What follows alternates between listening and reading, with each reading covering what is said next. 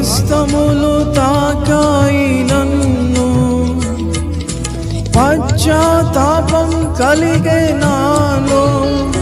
నేను పాపినని గ్రహించగానే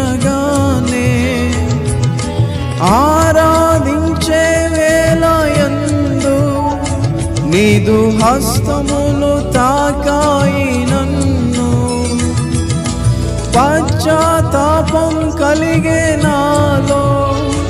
నేను పాపినని గ్రహించగానే నీ మేలకు అలవాటయ్యే నీ పాదముల్ వదులాకుంటిన్. నీ మేలకు అలవాటయ్యే నీ పాద